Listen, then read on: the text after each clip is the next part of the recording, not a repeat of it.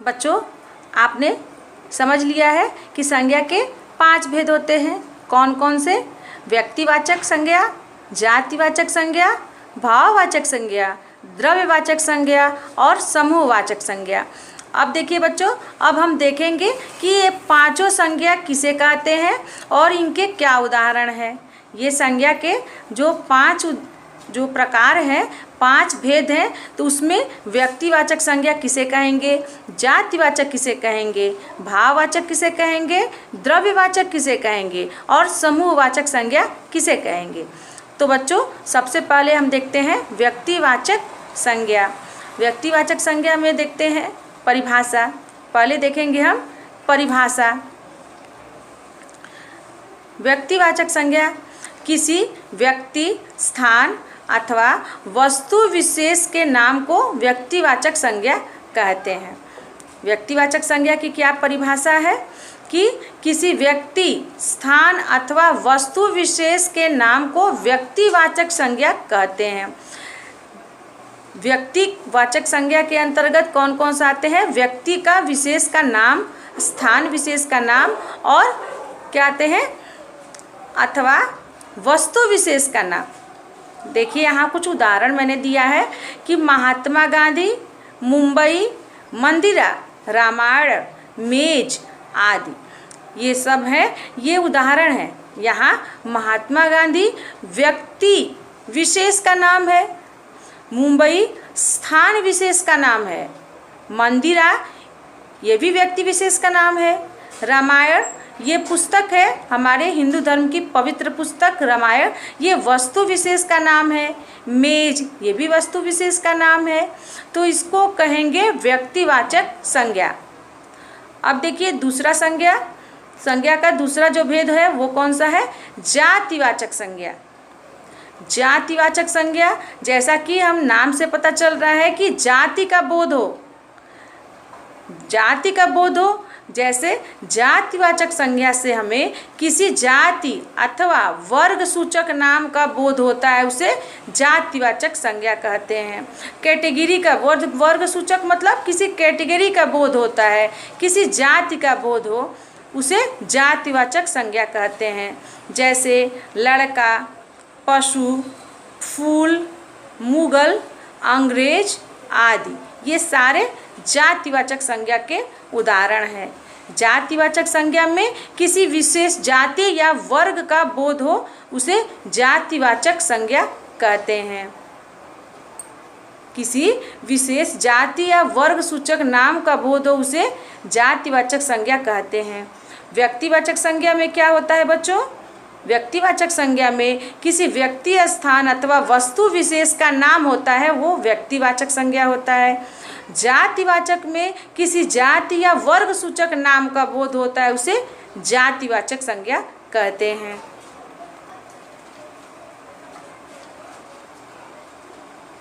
बच्चों, आइए हम देखते हैं कि व्यक्तिवाचक संज्ञा किसे कहते हैं। लेकिन व्यक्तिवाचक संज्ञा को जानने से पहले हम पहले जानेंगे कि जातिवाचक संज्ञा क्या होती है और व्यक्तिवाचक संज्ञा और जातिवाचक संज्ञा में क्या अंतर है। हम इस वीडियो द्वारा जानेंगे कि व्यक्तिवाचक संज्ञा और जातिवाचक संज्ञा दोनों में क्या अंतर है। दोनों को हम साथ साथ पढ़ते चलेंगे, जिससे आपको दोनों का अंतर पता चल जाए। चलो बच्चों, शुरू करते हैं हम ये पाठ, व्यक्तिवाचक संज्ञा और जातिवाचक संज्ञा। जातिवाचक संज्ञा और व्यक्तिवाचक संज्ञा।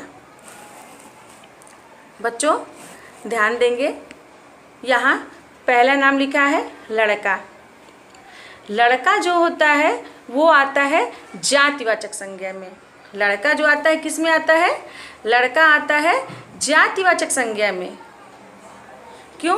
क्योंकि लड़का जो है किसी विशेष लड़के का ये नाम नहीं है। लड़का जो सारे लड़कों को लड़का ही बोलेंगे। अगर हमें किसी लड़के से कोई काम है या कोई हमारा दोस्त है या कोई मित्र है या किसी कोई पड़ोस का है, तो हर चीज़ का नाम होता है। लड़का को लड़का नहीं बोलेंगे, ए लड़के, अगर आप किसी लड़के का नाम नहीं जानते हैं तो सारे लड़के को आप लड़का ही बोलेंगे। ए लड़के इधर सुनो, एक लड़का था जो मेरा सामान चुरा ले गया, एक लड़का था जिसने मुझे ये दिया। क्यों? क्योंकि आपको उसका नाम नहीं पता। बच्चों, हर वस्तु का नाम होता है। संसार में, विश्व में जितनी वस्तुएं हैं, जितने लोग हैं, जितना सामान है, सबका कुछ न कुछ नाम होता है। बस नाम को ही संज्ञा कहते हैं। अब अलग अलग वस्तुओं का, अलग अलग जगहों का अलग अलग नाम होता है। उसमें ही हम व्यक्तिवाचक संज्ञा और जातिवाचक संज्ञा को अलग अलग किए हैं। अब देखिए कुछ और उदाहरण जिसके द्वारा आप और अच्छी तरह समझेंगे कि व्यक्तिवाचक और जातिवाचक में क्या अंतर है, किसको कहेंगे व्यक्तिवाचक और किसको कहेंगे जातिवाचक। जैसे नदी। नदी, आप कहीं जा रहे हैं ट्रेन से या कहीं बस से जा रहे हैं, कहीं यात्रा कर रहे हैं या अपने गांव गए हैं, तो आप देखेंगे कि वहाँ नदी बह रही है, तो आप बोलेंगे कि ये नदी है। नदी है, सारी नदी को नदी ही कहेंगे। कोई भी नदी बह रही है तो आप उसको नदी ही बोलेंगे। लेकिन अगर उस नदी का नाम होगा, अगर उस नदी का नाम होगा तो जो नाम है नदी का वो आ जाएगा व्यक्तिवाचक में। नदी का नाम व्यक्तिवाचक में आएगा और नदी जो है वो आएगी जातिवाचक में। क्यों? क्योंकि नदी जाति का बोध कर रही है कि ये नदी जाति का है, यानी कि सारी नदी को नदी बोलेंगे। जैसे यमुना नदी, गंगा नदी, सरयू नदी, ये नदियों का नाम है। नदी जाति की है। यमुना किस जाति की है? यमुना नदी जाति की है। गंगा ये एक नदी का नाम है, तो नदी का नाम है गंगा, तो नदी जो हो गई वो जातिवाचक में हो गई। समझ में आया बच्चों? नदियों का नाम आएगा व्यक्तिवाचक में, लेकिन नदी हो जाएगी जातिवाचक में। क्यों? क्योंकि नदी तो कई प्रकार की नदी है। नदी जो है ब्रह्मपुत्र नदी है, नदी तो बहुत सारी नदियां हैं। सोन नदी है, बहुत सारी नदी है। सिंधु नदी है, कावेरी नदी है। अभी सुन रहे हैं हम लोग कावेरी नदी पर कितना विवाद चल रहा है। तो ये सारी नदियों का नाम है। तो नदियों का नाम जो होता है व्यक्तिवाचक संज्ञा और नदी आएगा जातिवाचक में। एक और मज़ेदार उदाहरण सुन लेते हैं। मान लीजिए किसी के घर कोई कन्या पैदा हुई है, कोई लड़की ने जन्म लिया है, तो उनका नाम रखते हैं। तो लोग नाम, लड़कियों का नाम भगवान के नाम पर भी रखते हैं, देवी देवताओं के नाम पर भी रखते हैं, लेकिन कोई अपने बच्चे का नाम नदी नहीं रखेगा। नदी नहीं रखेगा। कोई अपने बच्चे का नाम लड़का नहीं रखेगा कि मेरे लड़के का नाम लड़का है। नहीं, लड़का जो है वो जाति है, नदी जाति है। नदी का नाम पे लोग नाम रखेंगे। जमुना, गंगा, सरयू, ये नाम पर नाम रखेंगे। कोई अपने बच्चे का नाम नहीं है कि मेरे लड़के का लड़का नाम है। कहीं सुने हो आप लोग? सारे लोग अपने लड़के को लड़का ही बोलते हैं। लड़का का नाम अलग अलग होता है। कोई अपने लड़के को लड़का नहीं कहता है कि मेरा ये लड़के का नाम लड़का है। नाम आ गया जहाँ पे। कोई भी संसार में कोई भी व्यक्ति बिना नाम का नहीं रहता है। कुछ भी रखते हैं नाम, लेकिन नाम रखा जाता है। कुछ भी नाम रखते हैं लेकिन नाम रखा जाता है। अगर कोई नाम न लिखे रहे तो लोग घूरा राम रख देते हैं। सुने हो आप लोग? घूरा राम। कोई भी नाम नहीं, लेकिन नाम रखते ज़रूर हैं। किसी को पुकारने के लिए, किसी को बोलने के लिए, किसी को संबोधित करने के लिए एक नाम रखा जाता है, उसको बोलेंगे व्यक्तिवाचक संज्ञा। अब देखिए, आगे देखिए बच्चों, एक और उदाहरण देखेंगे व्यक्तिवाचक संज्ञा का। अगला उदाहरण देखें बच्चों। फल। क्या है? फल। फल आता है, किस में आएगा फल? क्योंकि फल तो बहुत सारे होते हैं। आपको पता है कि आप ड्राइंग में, कला में चित्र बनाते हो, फल का बोल जाता है कि फल का चित्र बनाइए। तो फल का चित्र बनाइए, अपने मन से कुछ भी बना देते हैं आप, जब तक कि उसका नाम नहीं लिखाता है कौन सा फल। फल में सारे फल को फल ही कहेंगे। आपकी तबीयत खराब है, अगर आप डॉक्टर साहब के पास जाएंगे तो डॉक्टर साहब बोलेंगे कि ताज़े फल खाओ। डॉक्टर साहब क्या बोलेंगे कि ताज़े फल खाओ। अब आप डॉक्टर साहब की बात को मान के दुकान पे जाएंगे और बोलेंगे फल वाले से कि भाई साहब हमको फल दीजिए, अंकल जी हमको फल दीजिए। तो फल वाला पूछेगा कि कौन सा फल दें? फल तो बहुत सारे हैं, आम है, अंगूर है, सेब है, संतरा है, अनानास है, कितना सारे फल हैं, कौन से फल चाहिए आपको? आप बोलेंगे कि डॉक्टर बोले हैं कि ताज़े फल खाइए। तो फल वाला बोलेगा कि हाँ भाई, आपको पता है कि ताज़े फल खाइए, लेकिन कौन सा फल खाइए? नाम बताओगे तभी तो मैं दूंगा ताज़े फल। तो फलों का नाम होता है, वो फलों का नाम आता है व्यक्तिवाचक में। क्यों? क्योंकि ये फल का नाम है, फल का नाम है। अब आगे एक और उदाहरण देखते हैं, पहाड़। उदाहरण क्या है? पहाड़। जानते हो बच्चों, हमारे भारत में बहुत सारे पहाड़ हैं। हमारा भारत जो है, भारत के उत्तर की तरफ एक पहाड़ जो है वो हमारे भारत के लिए पहरेदार का काम करता है। कौन सा पहाड़ है बच्चों, ज़रा बताइए तो।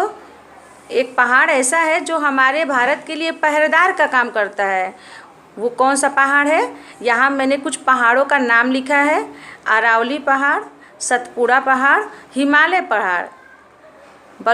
बच्चों बिल्कुल सही कहा आपने।